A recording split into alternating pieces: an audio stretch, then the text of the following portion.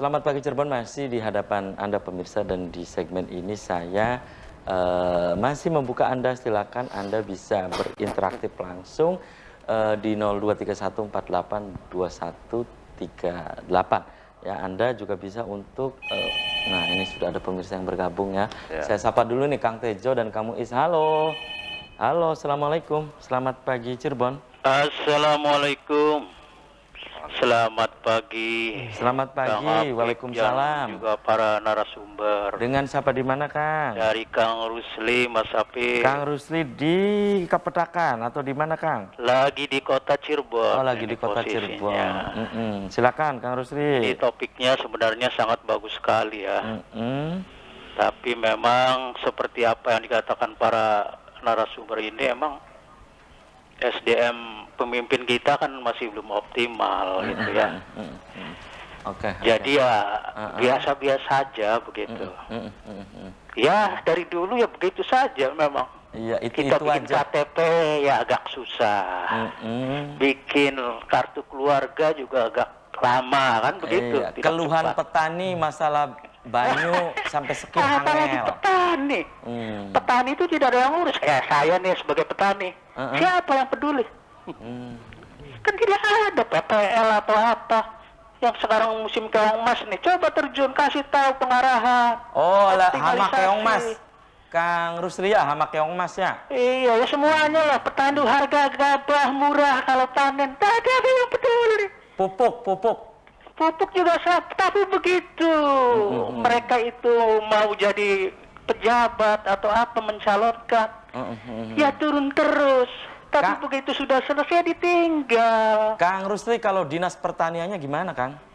Iya, tapi belum optimal Mas Apip. Itu seperti saya yang katakan tadi. Jadi belum SDM-nya masih belum belum baik kan begitu. Jadi pendapat saya sih begini Mas Apip ya.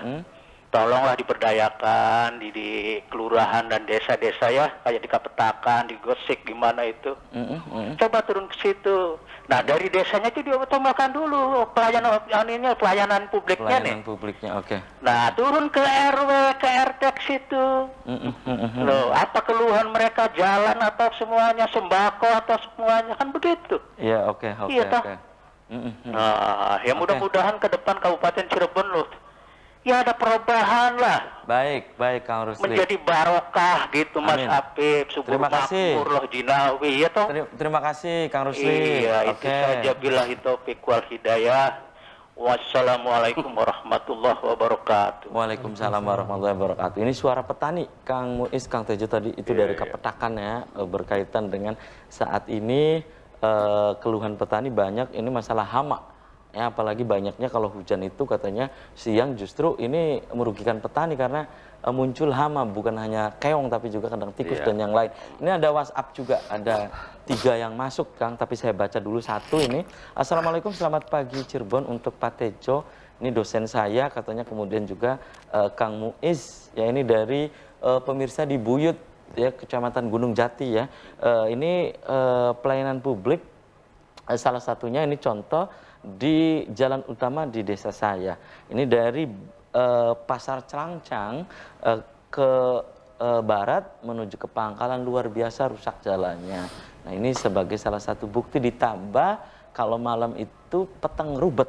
Nah, ini katanya jadi semakin lengkap saja. Terima kasih, mohon segera ditindaklanjuti. Kang Muiz, menanggapi dulu tadi dari Kang Rusli di Kapetakan ya, dengan yang WhatsApp yang tadi saya baca. Ini salah satu contoh tentang infrastruktur jalan yang rusak. Salah satunya jalan Celangcang ke barat sampai ke Pangkalan terus Cangkring daerah situ. Silakan Kang Muiz. Baik, saya kira sangat ironi ya, seperti yang digambarkan oleh Kang Rusli tadi. Kang Rusli di Kapetakan. Karena ini bisa memberikan kesimpulan bahwa ternyata pemerintah daerah atau bahkan negara itu tidak pernah hadir di tengah masyarakatnya. Gitu. Abai ya? Iya. Mereka model-model Pak Rusli ini, para petani ini, mereka tidak pernah didampingi oleh pemerintah, tetapi malah justru berjihad sendiri melawan hama, melawan pelambungnya harga, Ya, kalau kemarau menurunkannya kekeringan harga, gitu ya, kekeringan dan cari lain air, sebagainya.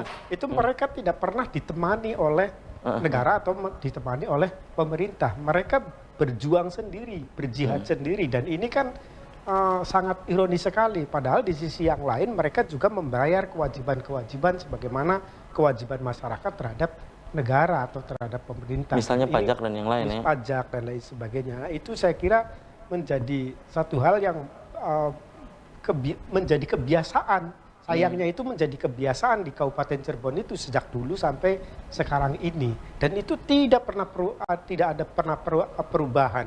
Saya jadi bingung. Ini sebenarnya faktornya itu apa gitu. Baik. Jangan-jangan karena konsultannya itu yang itu aja gitu. Jangan-jangan begitu ya. Iya, Baik. sehingga tidak ada perubahan apa-apa. Yang kedua juga menurut saya apa memang wataknya pemerintah daerah kabupaten itu memang sudah terpatri seperti itu. Dan ini saya kira Baik. perlu ada penelitian lebih mendalam. Baik. Dan apa yang akan dilakukan oleh ISNU? Kamu apakah ISNU akan mengkaji kondisi demikian atau? Ya, kita akan mengkaji pertama tentang kualitas Pemda ya, tentang kualitas Pemda dari pelayanan publik dari berbagai sektor. Kita akan meneliti seperti itu karena kita juga ini terkait dengan penelitian perencanaan kita yang terkait dengan kebutuhan soal menanggapi wacana Cirebon provinsi itu. Entah layak atau tidak kan salah satunya kita harus melihat terhadap kualitas Pemdanya gitu, kualitas pejabatnya. Kalau buruk ya jangan Cirebon provinsi, kita bisa hancur. Uang kita akan dikorup terus dan ini berbahaya gitu. Ini terkait dengan itu. Kita akan meneliti ke situ selain potensi-potensi ekonomi yang lain. Baik. Kang Tejo tadi menanggapi Kang Rusli tadi di Kepetakan, ini perwakilan petani yang menyampaikan tadi itu. Silakan Kang Tejo. Ya, kalau soal petani kan ya semua lah, tidak hanya di Kabupaten Cirebon, di Indramayu, di Subang, di mana-mana. Petani itu satu-satunya makhluk Tuhan yang paling ikhlas. Ya, di atas wali. Artinya gini, iya. Ya sudah tahu kalau nanam padi itu hasilnya nggak bagus, ya tetap aja ditekuni. Gitu tuh. Jadi pengabdiannya kepada tanah dan air betul-betul. Dan itu pejuang pangan kan? Pejuang pangan, pahlawan pangan nasional. Yang kalau kemudian kurang apresiasi ya mungkin dari dulunya begitu. Tapi persoalannya bukan di situ. Ketika kita sebagai bangsa, maka tadi soal pelayanan publik itu pertama sistem informasi, kedua sinergi. Nah, sinergi ini yang kita kadang-kadang bicaranya sulit karena menyangkut mentalitas. Nah, mentalitas kita ini kan gini, ngukur pimpinan tuh begini. Kalau kita diberi pimpinan model Kang Muiz, itu berarti Tuhan sudah membaca bahwa wataknya orang Cirebon ya Kang Muiz semua. Itu loh. Jadi kalau kata orang di bawah Bupati Imron kayak begitu, ya mungkin rakyatnya tercermin dalam Bupati itu. Imron. Iya.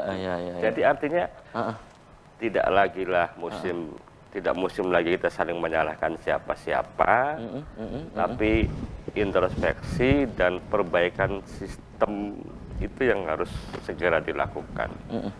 Cuma tadi lagi-lagi mulainya dari mana? Kan gini.